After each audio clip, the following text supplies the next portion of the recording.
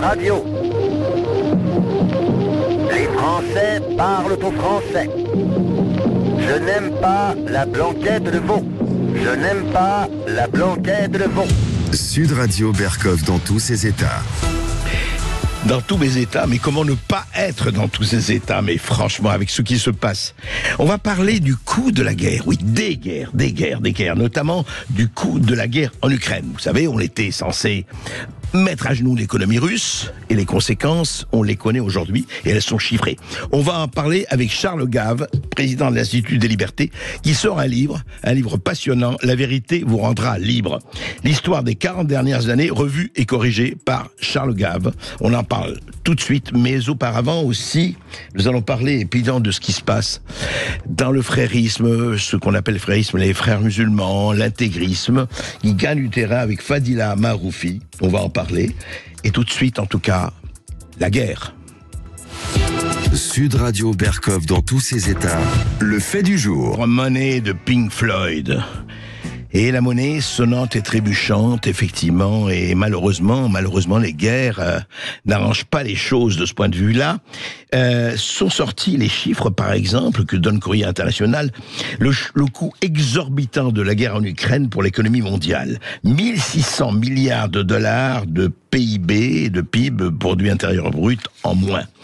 On parle aussi beaucoup que le chef, par exemple, l'économiste du FMI, Pierre-Olivier Gourinchas, une hausse de 10 $ des prix du pétrole, si elle était persistante, pourrait entraîner une perte de 0,15 points de pourcentage de PIB au niveau mondial. On va pas vous abreuver de chiffres, mais quand même, celui-ci, la guerre, effectivement, en 2022, a impacté le porte-monnaie des ménages français, qui déboursent entre 30 et 40 euros chaque mois par foyer. 30 et 40 euros par mois, 450 euros par ménage en 2022.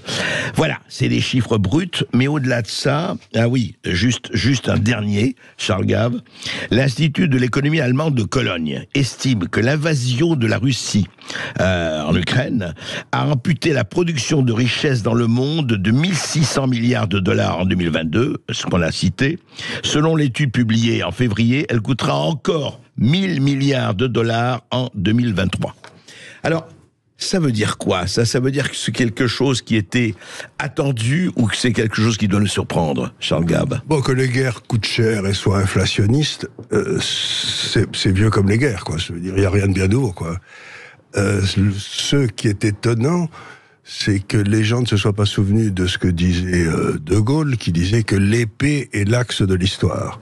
C'est-à-dire que ces braves crétins à Bruxelles ont cru qu'ils pouvaient sortir d'un monde dangereux, à coup de règlement, à coup de... Ah oui, la paix assurée à coup de règlement, voilà. C'est ça, et de bureaucratie. Et de bureaucratie. La bureaucratie allait nous assurer la paix. Bon, on voit bien que c'est pas le cas. Et la réalité, c'est qu'il s'agit d'une guerre qui est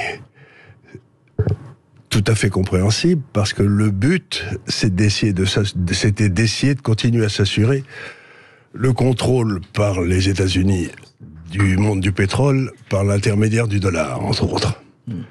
Et c'est de continuer la prééminence, enfin l'hyperpuissance absolue des États-Unis. C'était le but. Et c'est en train d'échouer lamentablement, puisqu'au contraire, ça part dans l'autre sens, puisqu'aujourd'hui, il y a toute une série de pays qui peuvent acheter leur pétrole autre chose qu'en dollars. Je ne sais pas si vous vous souvenez, mais dans le temps, quand il y avait des gens comme Kadhafi ou Saddam Hussein qui se mettaient à vendre leur pétrole en autre chose qu'au dollar, leur espérance de vie diminuait de façon considérable. Certes, drastique, oui.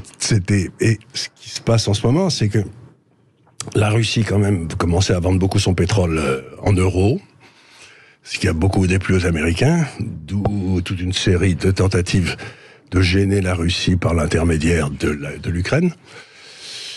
Il y a eu le coup d'État Maïdan et puis ensuite tout ce qui s'est produit après. Donc aujourd'hui, les États-Unis sont en train de perdre le contrôle et du monde de l'énergie et du monde du dollar. Et le dollar n'est plus la monnaie prééminente. Donc ça a des conséquences. Elle n'est déjà plus la monnaie prééminente. Parce que quand même, la quasi-totalité des transactions, aujourd'hui, Charles Gave, à l'heure où nous parlons, se passe encore en dollars. Alors, tout à fait, mais ça n'est plus obligatoire. C'est-à-dire qu'aujourd'hui, par exemple, l'Arabie Saoudite vend son pétrole à la Chine en yuan. En yuan, ouais. Et c'était le plus gros importateur de pétrole. Aujourd'hui, le deuxième marché au monde futur sur le pétrole, c'est là où on fait des transactions à terme sur le pétrole, vous savez, qui est à Shanghai, ne cote plus en dollars, mais en yuan, enfin en renminbi.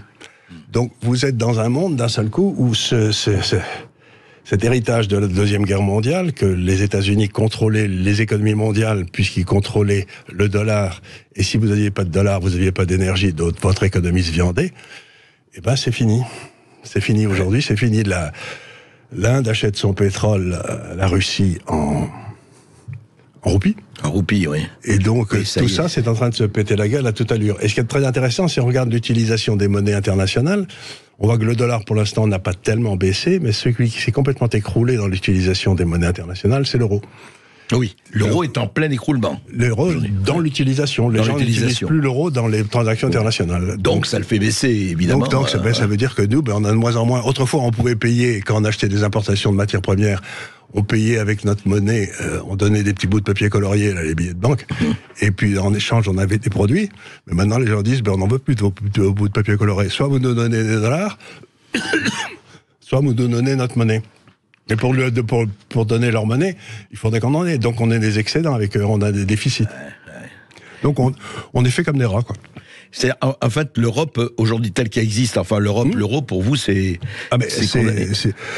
Si vous acceptez l'idée que l'économie c'est de l'énergie transformée, ce qui est la réalité. Ce qui est la réalité, oui. C'est jamais rien, c'est jamais que ça. Eh bien vous vous trouvez dans un monde aujourd'hui où l'Europe va avoir l'énergie la plus chère du monde. Avec le coût du travail le plus cher du monde, les réglementations les plus sévères, etc. Donc, ça veut dire que si vous cherchez un endroit où il faut pas mettre de l'industrie, c'est en Europe, quoi. Ah oui. On continue le tertiaire et... le tertiaire, oui, mais c'est bien. Le tertiaire, si vous voulez, on va devenir comme Venise, quoi, un pays de bronze-cul. C'est ça, oui. Oui, un Club Med plus les musées. Club Med et les musées, voilà. Mais dites-moi, est-ce que les guerres, enfin, que ce soit Russie-Ukraine ou le Proche-Orient aujourd'hui, accélèrent ce processus ?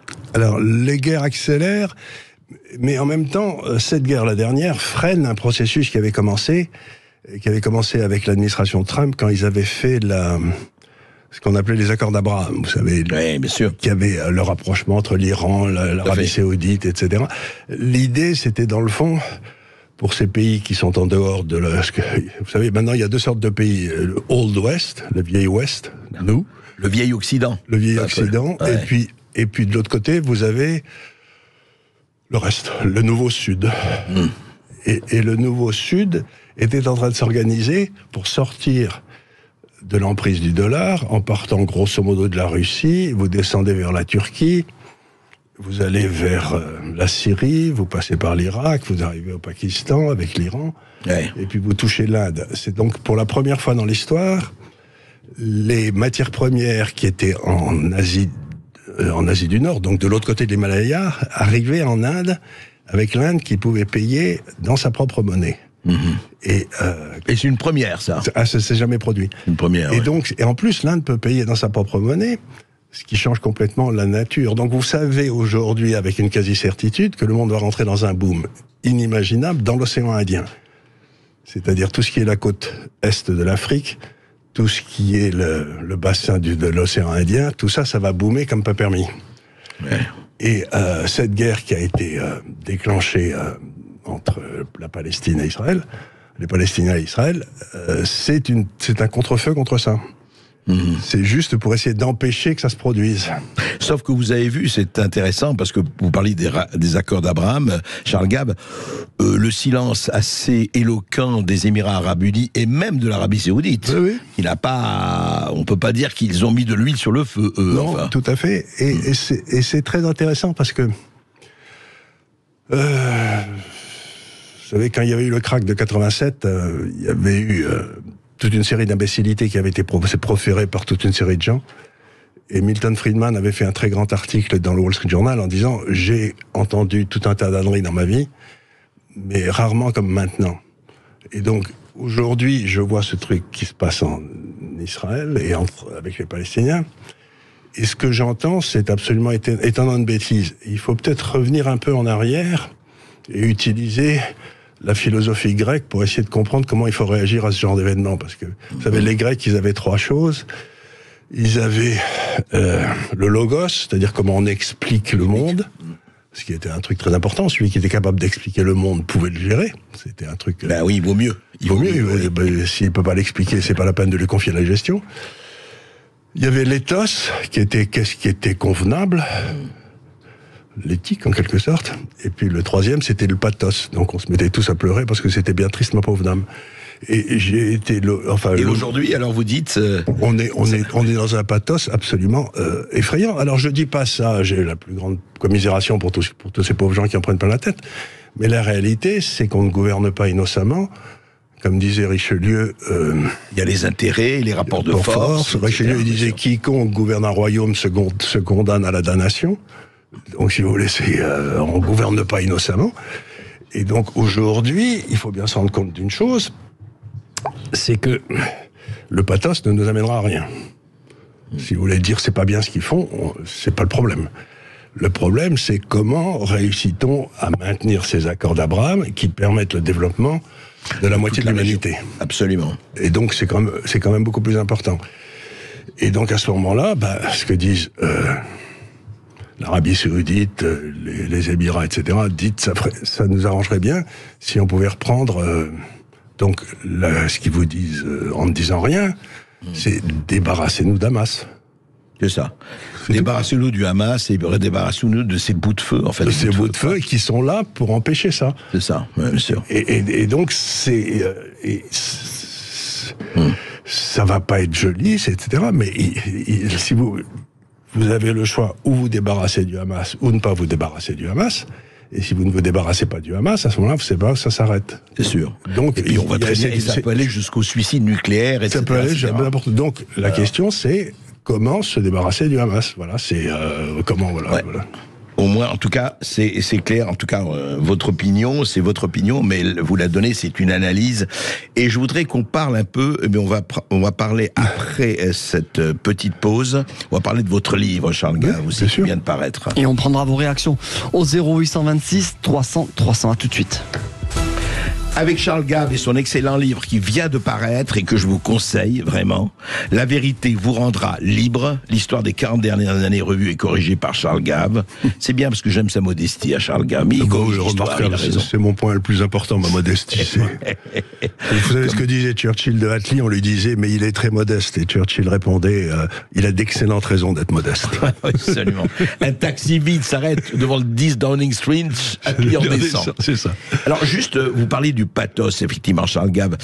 Qu'est-ce que vous pensez des interventions de notre ancien ministre des Affaires étrangères, Dominique de Villepin ? J'ai trouvé les interventions de Védrine sont de bonne qualité. J'ai trouvé que Védrine disait des choses intéressantes, qu'un homme qui a de pouvoir doit dire. J'ai trouvé les interventions de Philippe de Villepin complètement à la limite du ridicule. Ah bon, pourquoi ? Parce que si vous voulez, il ne fait que dans le pathos. Il est là. L'émotion. Bon, c'est bien triste, ma pauvre dame, mais quand on était en train de bombarder l'Allemagne, imaginez-vous que de temps en temps, il y avait des victimes innocentes qui passaient, qui n'avaient rien à voir avec Brest et compagnie. Ouais. Brest et compagnie. Donc, encore une fois, à partir du moment... Moi, ce qui est étonnant dans cette histoire, juste un mot, Charles Gave, parce que il y a eu quand même Hiroshima. Oui. Les Américains, la bombe atomique, ça a tué 200 000 personnes. Qui en veut aux Américains ? Je veux dire, mais on pourrait dire, non, si on voulait dans ce sens-là... Il y a des tas de gens qui en veulent aux Américains, mais on sait très bien aussi aux États-Unis, pour défendre Truman, que tout le monde savait que si les Alliés débarquaient au Japon, il allait falloir sortir à la petite cuillère chaque Japonais, et qu'il allait avoir 1 million de morts, que ça allait être abominable. Donc, encore une fois, on choisit pas entre entre une bonne et une mauvaise solution, on choisit la moins mauvaise des solutions. Ouais. Et c'est terrible, ce qui est en train de se passer, et je crois pas que Israël ait beaucoup de choix en ce moment. Et je crois en plus que les gens comme le Qatar, l'Arabie Saoudite, etc., doivent être en train de dire à Israël, écoutez, on va pas savoir, mais... Ouais. On va dire que vous êtes des salauds de criminels, mais on ne bougera pas. Continuons à causer. C'est assez terrifiant tout ça, mais c'est le réalisme, effectivement. C'est ça. C'est ce que disait Bismarck. Hein, c'est